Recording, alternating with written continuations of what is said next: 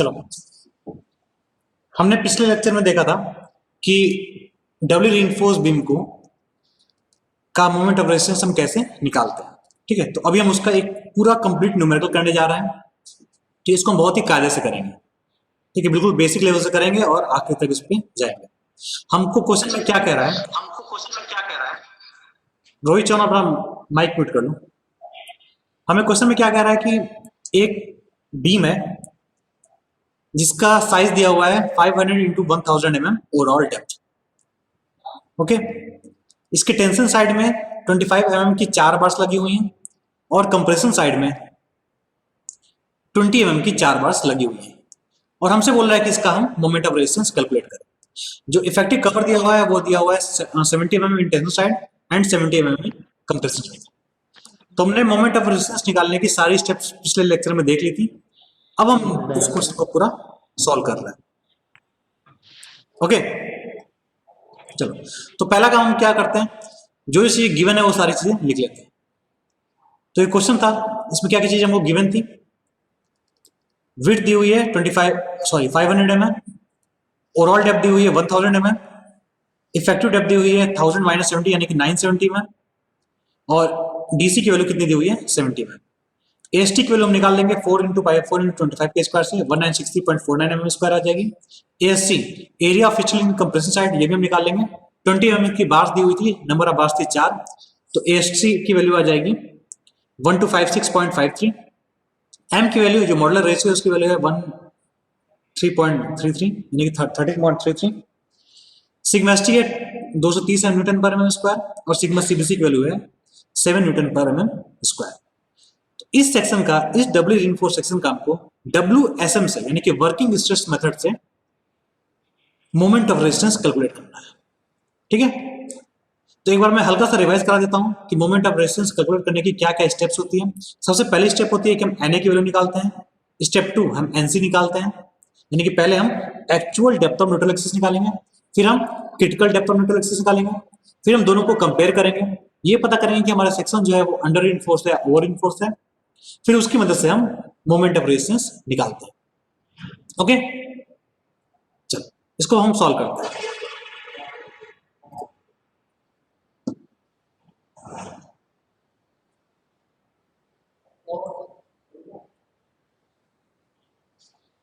चलिए आइए,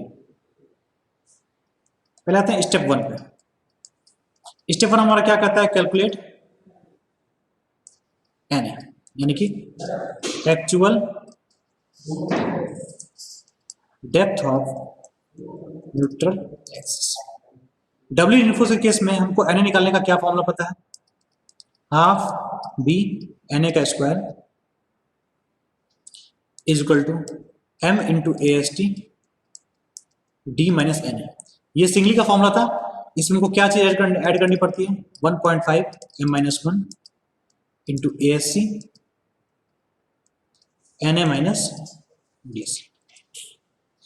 चलो सारी वैल्यूज को पुट करो, हाफ इंटू बी, बी की वैल्यू कितनी दी हुई है 500 mm,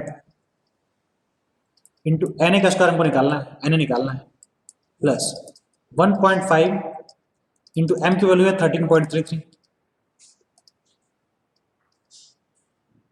माइनस 1 इंटू ASC की वैल्यू कितनी आई थी 1256.63 into NA minus DC, NA हमको निकालना है, DC की वैल्यू दी हुई है 70 mm is equal to M into AST, M की वैल्यू 13.33 इंटू AST की वैल्यू कितनी थी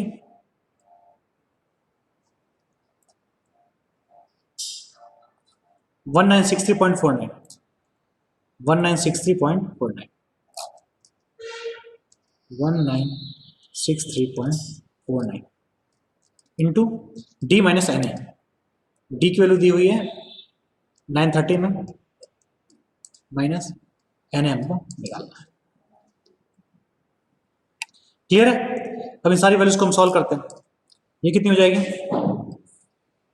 250 NA का स्क्वायर प्लस ये 100 करने में कितना आ रहा है 1.5 इंटू 13.33 माइनस 1 इंटू 1256.63, पूरा करो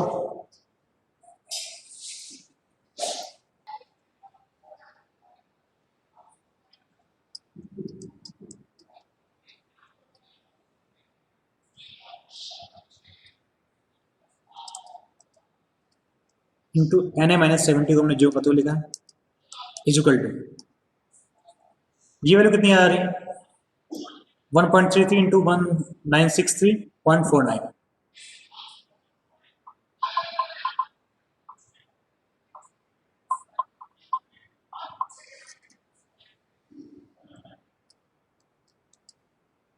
26173.32 इंटू 930 माइनस एन ए। अब इसको हम सॉल्व करेंगे और एन ए की वैल्यू को निकालेंगे। करें आगे, चलो कितना हो गया 250 एन ए का स्क्वायर प्लस इसका मल्टीप्लाई एक बार एन ए में होगा, फिर इसका मल्टीप्लाई एक बार 70 में होगा। पहले एन ए में मल्टीप्लाई करो 23869.69 एन ए माइनस इसका जब मल्टीप्लाई 70 में होगा तो कितना आएगा, ऐसे इसको करते हैं, इसका मल्टीप्लाई होगा 930 में, फिर इसका मल्टीप्लाई एक बार एन ए में।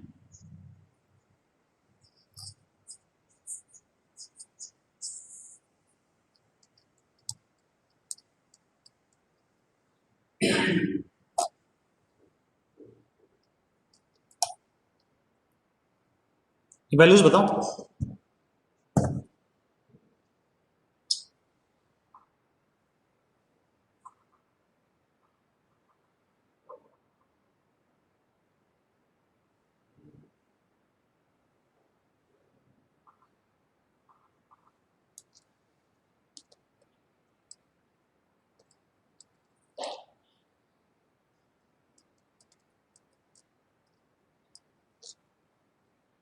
और कितना आएगा 26173.32 इंटू 930 हो जाएगा 24341,187.6।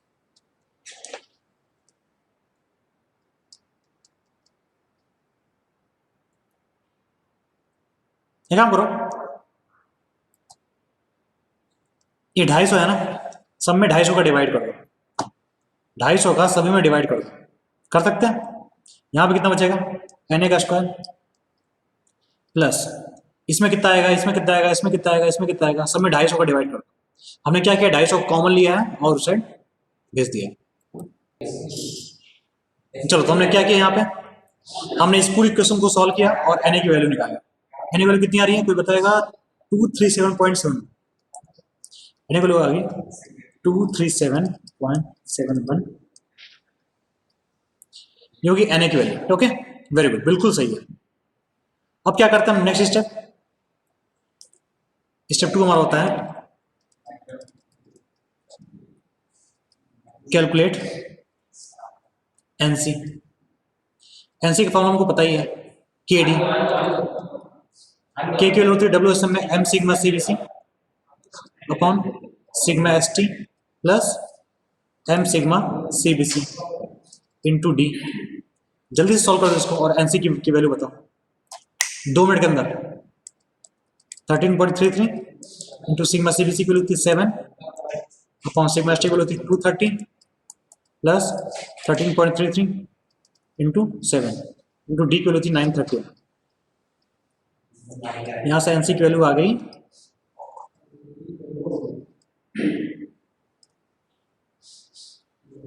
जल्दी बताओ कितनी आ गई, जल्दी बताओ, टाइम नहीं होता इतना यार, कैलसी बाहर चलना चाहिए जैसे चैटिंग पे चलता है। 268.40।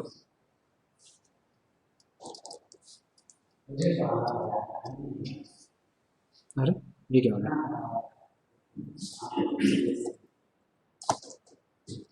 268.40 ठीक है, ये एनसी की वैल्यू होगी। नेक्स्ट स्टेप क्या होती है जल्दी से करेंगे, step 3 compare N A and NC. अब हम एन ए और एन से कंपेयर करते हैं, तो एन ए की वैल्यू आई थी लगभग 237, एनसी की वैल्यू आई 268, तो यहाँ से क्या पता चल रहा है एन ए की value is less than NC. तो सेक्शन कैसा हो गया अंडर इन्फोर्स सेक्शन थोड़ा काम हमारा बढ़ गया है, कैसे बढ़ा है अभी आगे पता चलेगा। अंडर इन्फोर्स सेक्शन के लिए जो टी की वैल्यू होती है वो सिग्मा एस टी के बराबर होगी।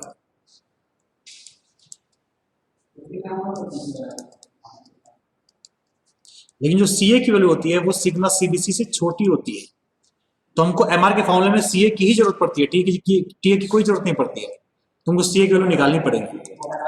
क्या होता है सी ए का formula in terms of T A, बता सी ए का formula in terms of T ए,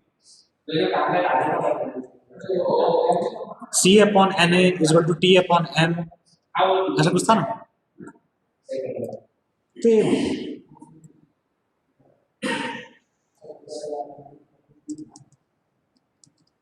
ये होगा T A by M into N A upon D minus N A, D minus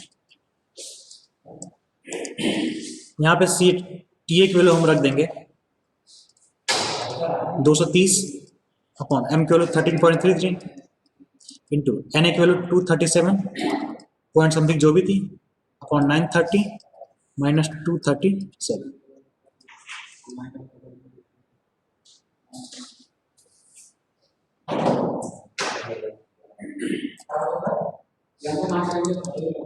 कितना रसी है वैल्यू,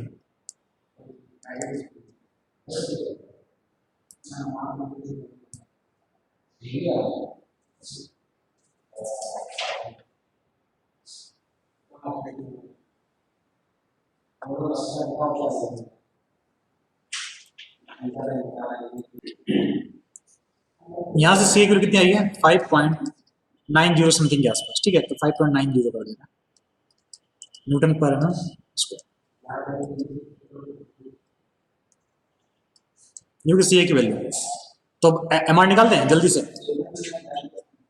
स्टेप 4 कर दो, फाइनल आंसर लिखेंगे हम एम आर का। क्या है formula, M R is equal to half B N A into C A D minus N A by 3 plus 1.5 M minus 1 into C dash into A S C D minus D C. यहाँ पे C dash की value कितनी रखी जाती है, हमारा formula फिर से लिखेंगे half B N A C A D minus N A by 3 plus 1.5 M minus 1 into जो सी डैश की वैल्यू होती है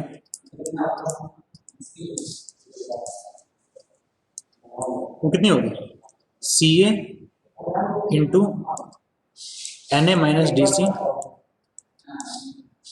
अपॉन एन ए, कितनी होगी ना, सही, C into N A minus D C upon N A. तो सारी वैल्यूज को पुट कर दो और एम आर की वैल्यू निकाल दो। हाफ बी की वैल्यू 500, एन ए की वैल्यू 237.71, सी ए की वैल्यू कितनी निकाली मैंने 5.90 इंटू डी की वैल्यू 930 माइनस एन ए की value 237.71 upon 3 plus 1.5 into M की value 13.33 minus 1 into C A into N A minus D C A की वैल्यू 5.9 इंटू एन ए की value 237.71 minus D सी की value 70 upon N A की value 237.71 into A S C. बहुत लंबा जा रहा है ना, लेकिन कोई बात नहीं, सिर्फ हमको कैलसी भी सॉल्व करना है, खुद से नहीं सॉल्व करना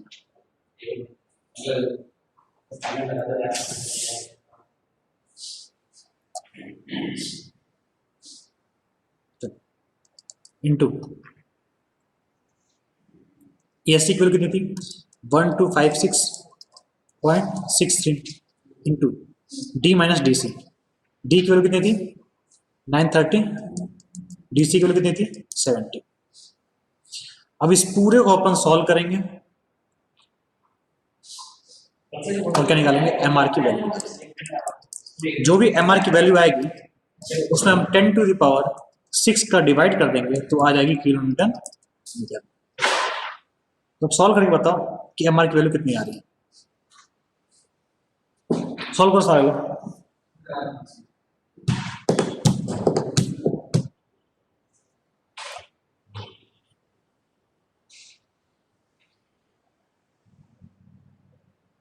5.92 आ रही थी क्या? हाँ 5.92 आएगी, जो वैल्यू आएगी वो 5.92 आएगी।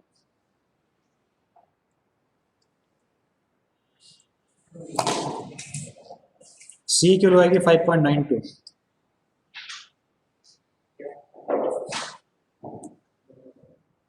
कैल्सी तुम्हारे पास है, कैल्सी मेरे पास नहीं है, तो सही बोलो या गलत बोलो, आंसर तुम्हारे ही गलत आएगा।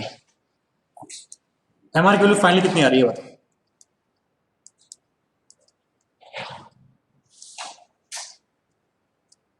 किलो न्यूटन, वो हमारा क्या हो जाएगा आंसर। सॉल्व करो जल्दी से।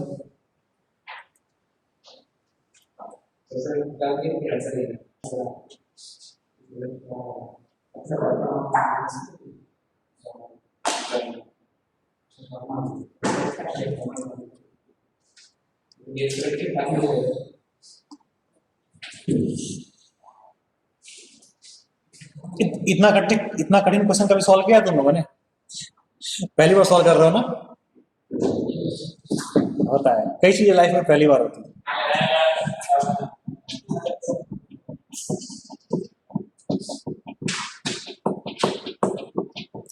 देखते हैं कौन बताता है आंसर सबसे पहले और सही आंसर।